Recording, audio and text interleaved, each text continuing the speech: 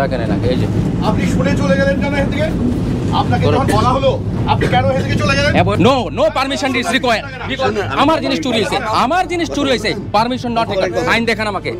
আপনি আমার গাড়ি স্কট? हाँ गाड़ी स्कॉट আপনি আমাকে সার্চ করছেন ना बाहर देश से जो आदमी आता है उसके लिए क्या सिक्योरिटी आ रहा है? पुलिस यहाँ पे किस लिए है तैनात किया गया? किस लिए किया गया यहाँ पे? मैंने इतना भयंकर घटना अपनी पूरी लाइफ में कभी नहीं देखा। आप लोग इस वीडियो को ज्यादा से ज्यादा शेयर करें, दोबारा और किसी के साथ ना हो। কেন না এই যে আপনি শুনে চলে গেলেন কেন এখান থেকে? আপনাকে যখন বলা হলো আপনি কেন এখান থেকে চলে গেলেন? অ্যাভয়েড করলেন কেন? Avoid করলেন কেন? ভাই avoid করলেন কেন? অ্যাভয়েড কেন করলেন? এখানে চুরি হয়েছে। কেন করলেন? আপনাকে বললাম। আপনি কেন চলে গেলেন?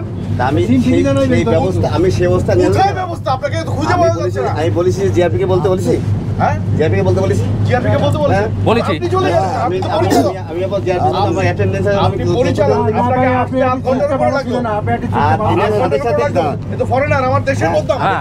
সাথে সাথে আবার ওই মানে মোবাইলে ভিডিও শুরু করছে। হ্যাঁ? করবি তো। মোবাইলে ভিডিও শুরু করবো না তো কি করবো?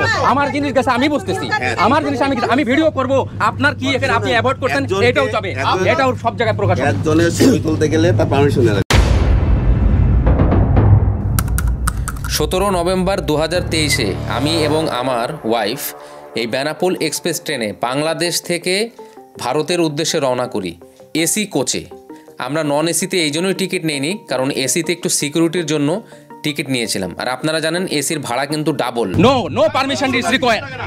আমার জিনিস চুরি হয়েছে, আমার জিনিস চুরি হয়েছে, পারমিশন নট রিকোয়ার্ড। আইন দেখান আমাকে। আইন দেখাইতে হবে আপনাকে। सेल्फी नहीं ले रहे हैं यहाँ पे। सेल्फी नहीं ले रहे हैं यहाँ पे। चेहरे का सेल्फी नहीं ले रहे हैं। बैठो, बैठो, बैठो। मेरा सामान खोया है। কি এখন আপনি পারমিশনের কথা বলছেন? এখানে থাকেন শুনেন আপনি এখানে আমি আছি, আমি তো ওখানে আমি এটা না এখানে ডিউটি কিরা আমার জিআরপি কই? আমার ডিউটি পারমিশনের কথা বলতেছে, চুরি হয়ে সব চলে গেল গা। এটা সাকায় দাঁড়ান। কথা আপনি যে অ্যাটেন্ডেন্ট এখান থাকেন অ্যাটেন্ডেন্টটা কোথায়?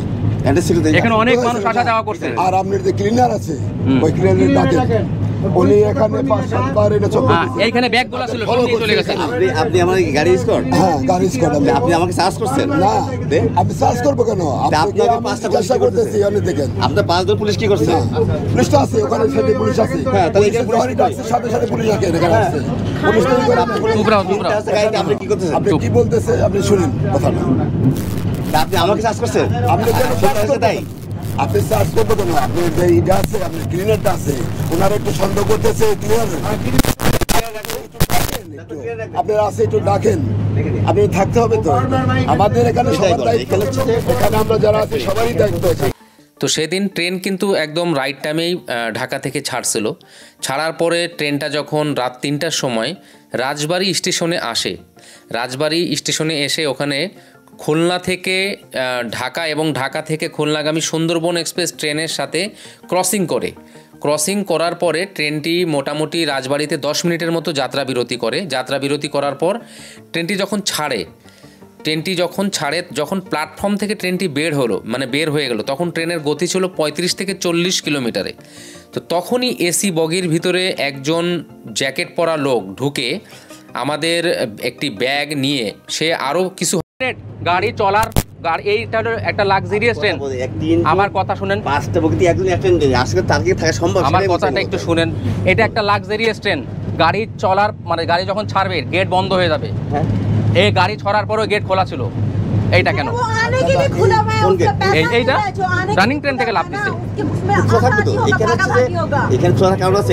25টা উঠছে নামছে, এই বগিতে অনেকে নামছে না, এই বগিতে অনেকে নামছে, অনেকে উঠছে না, এই বগি থেকে তেমন 2-1 নামে চলে গেছে। 2-1 জন তো নামবে না তারা? না, তা নামবে আবার গেট। একজন তো উঠছে নামছে আমাদের দেশে। রানিং অবস্থায় তো বাইরেটা বন্ধ থাকবে, এটা না হলে রানিং অবস্থা থাকবে, কিন্তু স্টেশন থেকে এটা স্টেশনে যখন স্টপেজ হয় তখন রানিং এ তখন লাভ দিয়ে নিয়ে তখন তো চান্সও নেছে। এটা হয়তো চেষ্টা করছিল, তখন আমি মানে একটু ঘুমের মধ্যেই ছিলাম, মানে ঝিমাচ্ছিলাম। ঠিক তখন ওই চোরটি আমাদের ব্যাগ নিয়ে রানিং ট্রেন থেকে লাফ দেয় এবং যখন সে ব্যাগটা নেয়, আমি তখন ব্যাগ নিয়ে যখন সে দৌড় দেয় তখনই আমি তাকে দেখে ফেলি এবং তার পিছনে আমিও দৌড় দিয়ে একদম গেট পর্যন্ত যাই, দেখি যে সে রানিং ট্রেন থেকে লাফ দেয় জাম্প করে। যেই জায়গায়, যেই প্লেসটাতে একদম অন্ধকার ছিল, একদম অন্ধকার, সেই জায়গায় আরও 4 থেকে 5 জন লোক ছিল। মানে তারা গ্রুপিং করে প্রতিদিন এই রাজবাড়ি থেকে এই চুরির ঘটনা মানে তারা চুরির জন্য চেষ্টা চালায়। যদিও তারা প্রতিদিন সাকসেস হয়তো হয় না নাও, কিন্তু কোনো না কোনো দিন যাদেরকে টার্গেট একদম স্বীকার করে ফেলে তাদের অবশ্যই এখানে চুরি করে ফেলে। কারণ এখানে আমি তাদের গ্রুপ দেখছিলাম এবং এমন একটা পয়েন্টে সে জাম্প করছে যে জায়গায় আগে থেকেই 4-5 জন রেডি ছিল। তো ট্রেনের গতি তখন ছিল 35 থেকে 40। তারপরে ট্রেনের মধ্যে আমরা তো এখানে মানে বিষয়টা অবাক লাগলো যে আমরা এসির মধ্যে ছিলাম, নন এসি ভাড়া ছিল 500 টাকা আর এসির ভাড়া প্রায় 962, মানে প্রায় ডাবল। তার ডাবল ভাড়া দিয়ে আমরা এসি কোচে এই জন্যই টিকিট নিয়েছিলাম যে আমাদের একটু সিকিউরিটির জন্য একটু রিল্যাক্সে যাব, কিন্তু এসি কোচেও আমাদের রক্ষা হলো না। ট্রেনের পরিচালককে যখন আমরা বলি তখন ট্রেনের পরিচালক আমাদেরকে ইগনোর করে কারণ আমি তখন মানে মোবাইলে ভিডিও ধারণ করতেছিলাম। ওনার কথা হলো যে ভিডিও ধারণ করার জন্য পারমিশন লাগবে। এদিকে আমাদের মোবাইল চুরি করে নিয়ে গেল, শুধু মোবাইল না, আমাদের যে ব্যাগটি চুরি করেছে সেই ব্যাগের মধ্যে নগদ টাকা ছিল এবং একটি 20,000 রুপির, ইন্ডিয়ান রুপির একটি মোবাইল ছিল, যার বাংলাদেশি প্রাইস ছিল প্রায় 30 থেকে 32,000 টাকা। আর ওর মধ্যে আরও কিছু জিনিস ছিল, তবে ভাগ্য ভালো যে আমাদের পাসপোর্ট এগুলি ওর মধ্যে ছিল না এবং আমাদের সাথে আরও ক্যামেরা ছিল যেগুলি বড় ব্যাগের মধ্যে ছিল, সে কারণে ওগুলো নিতে পারে না। আমরা যদি গভীর ঘুমে থাকতাম তাহলে তারা সেটাও নিয়ে যেত। কারণ আমি একটা জিনিস দেখছি, উনি যেখানে জাম করে চোরটা সেখানে আগে থেকেই 4-5 জন রেডি ছিল, তার মানে এটা একটা বড় গ্যাং। কিন্তু একটা জিনিস বুঝলাম না, মানে এই বিষয়টা নিয়ে ট্রেনের মধ্যে যে জিআরপিএফ উনি আমাদের হেল্প করেছে, উনি সাথে সাথে কমপ্লেনটা রাজবাড়ি থানায় ফোন করেছে। রাজবাড়ি থানা থেকে জানি না তারা কতটা গুরুত্ব দিয়েছে, তারা হয়তো এরকমই বলেছে যে এরকম চোর তো প্রতিদিনই ঘটনা ঘটে, কিন্তু তাদের এই সিকিউরিটির অভাবে আজকে আমাদের এই অবস্থা। এসি ট্রেনের মধ্যে যদি সিকিউরিটি না দিতে পারে তাহলে আমি সকল বাংলাদেশি এবং ভারতীয় নাগরিকদের উদ্দেশ্যে বলতে চাই, এই ট্রেনে আপনাদের নিজের মানে একদম সজাগ থেকে আপনাদের ট্রাভেল করতে হবে। কোনো রকম যদি আপনারা ঘুমান তাহলে আপনাদের জিনিস চুরি হয়ে যেতে পারে, কারণ এই ট্রেনে কোনো সিকিউরিটি নাই।